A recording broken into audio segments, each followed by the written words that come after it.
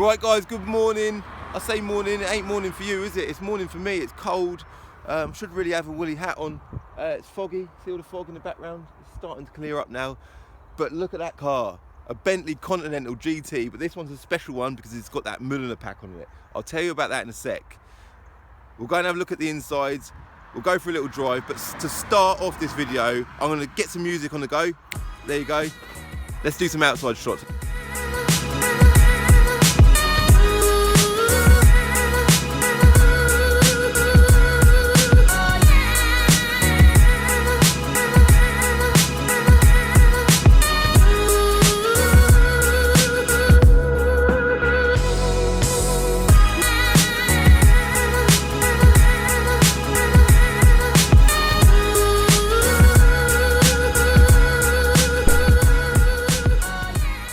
Right, so the first thing I'm going to talk about in this car is these seats, because these seats are absolutely amazing. Just look at them. When do you ever see seats that look like that? And this is exactly what Bentley, that brand, is all about. I said just now that this is a Mulliner, and the Mulliner basically consists of two things. It doesn't, it consists of a lot more than two things, but the main two things are these seats and then 20-inch wheels on the outsides.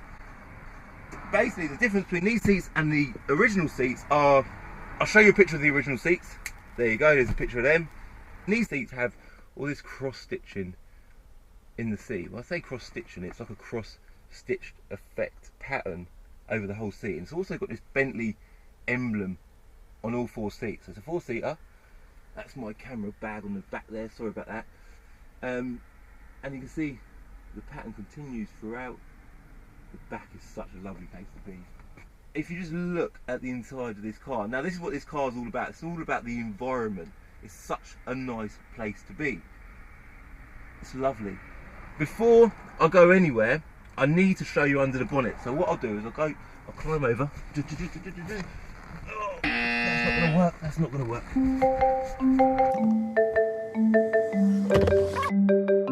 Let's pull that lever, that's it.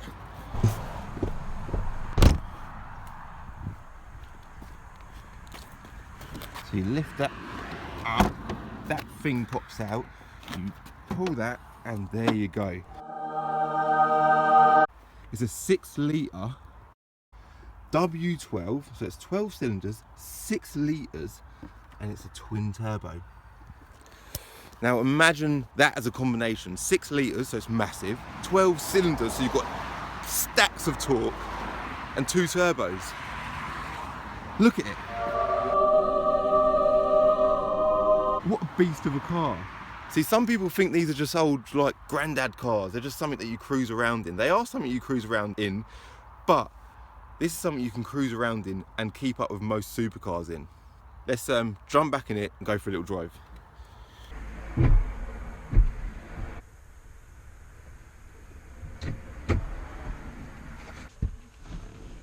That's it. Right. Listen to that, it just purrs. 6-litre W12 twin turbo. I just keep saying that to myself in my head all the time.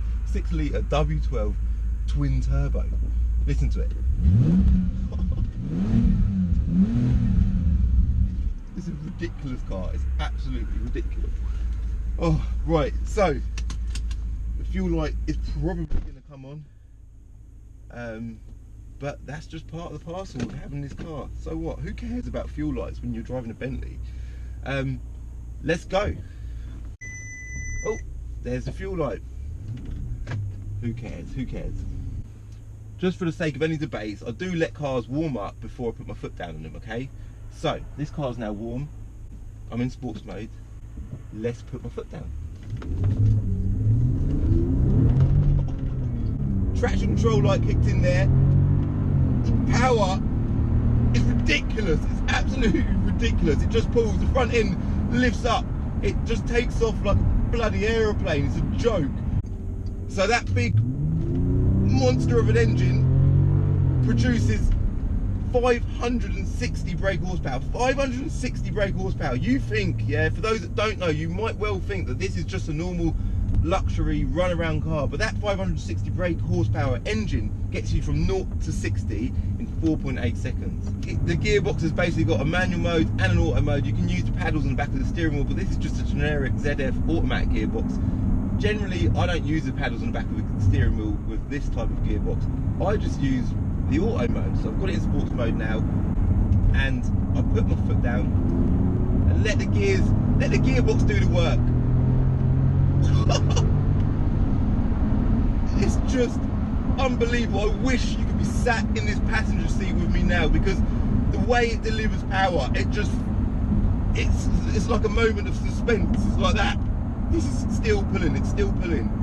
If I slow down, I have no cars behind me. This road allows, I'm on a road in Germany somewhere, and there's no speed limits here, so I can put my foot down, and when I hit a certain speed, there's a spoiler at the back that comes up. Google what speed that is, because I don't know.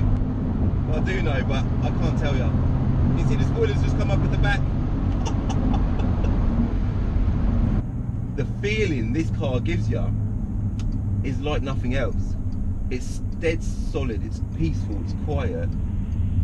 That engine, I think more than anything, the reason why they put such a big engine in this car is because it just gives the power delivery so much quality.